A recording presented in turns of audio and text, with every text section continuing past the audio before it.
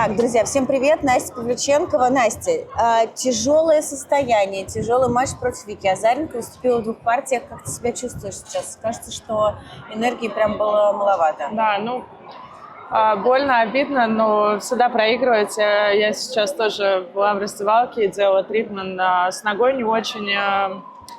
После первого матча долго играла, и очень сильно забита нога была, тяжело подавать, но как бы там все равно не только нога, потому что не было энергии, да.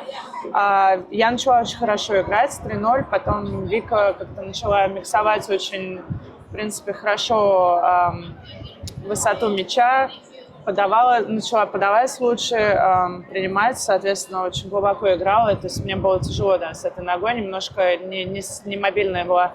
Ну и вообще лишь сегодня думала в раздевалке, что, конечно, теннис – это один из самых жестоких видов спорта, потому что в основном ты всегда, к сожалению, проигрываешь. И даже если когда ты выигрываешь 1 матч или 2, ты на коне, через день ты можешь опять проиграть, и кажется, что все зря, и все...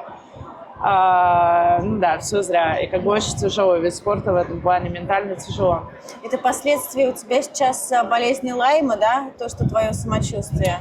Мне тяжело физически, потому что я тоже не могу играть много, не могу тренироваться, не могу делать то, что, в принципе, нужно делать, наверное. И тут такой вопрос, да, в моем возрасте, в моем состоянии, стоит ли больше или меньше, то есть найти вот этот баланс, и как правильно, как бы, с одной стороны, уже много чего, наверное, я не могу себе дать такого прям вау в плане теннисного, да, то есть хочется какой-то свежести, тактически умнее быть, да, и вот с подачей, конечно, мне бы хотелось улучшить вот этот элемент, что я пыталась сделать, и вот сегодня с ногой тоже не получилось. То есть все в совокупности, все вместе, и болезни, и усталость. Тоже я играла буквально через день. У Вики было 2 дня отдыха, у меня всего 1. И после тяжелого такого матча, то есть все вместе совпало. Так, кто у нас сейчас в команде? Скажи, пожалуйста. Это вечный вопрос с тренерами, что мы будем делать. И идеальная команда Анастасии Павлюченковой, она какая? Мне кажется,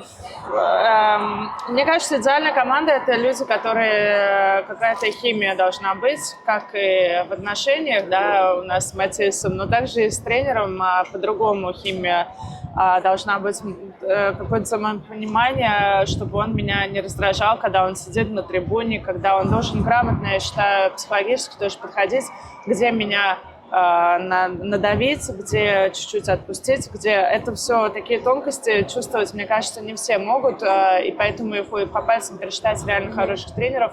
Я, конечно, так, я не буду это скрывать, у меня такой прицел на Донского. Я очень завидую Карену Хачанову.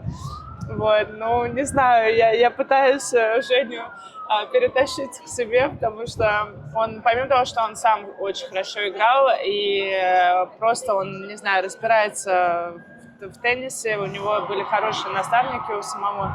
И в 2021 году он мне здесь помогал, когда у меня брат застрял с визой в Канаде, я была одна, и Женя пару матчей мне помог, сидел в боксе, и мне уже тогда я говорила: Женя, давай.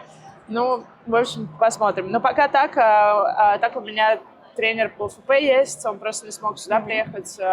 У меня есть диетолог, психолог, уже осталось только еще астролога взять. Нумеролог. Да, реально просто уже, я уже не знаю, что уже все, там таро-карты раскладывать, наверное. Как-то да, эта поездка тяжело была ментально, я не очень люблю эти турниры, мне тяжело даются это полушарие земли, и, в общем, так вот как-то, да. И вообще теннис жестоко. Особенно сейчас после матча, да, буквально там 2 часа прошло, такое чувство. Да, очень тяжело, потому что ты буквально там счастье длится пару секунд, когда ты выигрываешь матч, и потом у тебя уже сразу надо настраиваться на другой, и как вот сейчас я уже все проиграла, да, и вылетела, хотя буквально такая эйфория еще была буквально недавно от первого матча, и вот это вот все бесконечно, очень тяжело справляться эмоционально, конечно, это надо быть, что я все делала карьеру стойким, это очень сложно.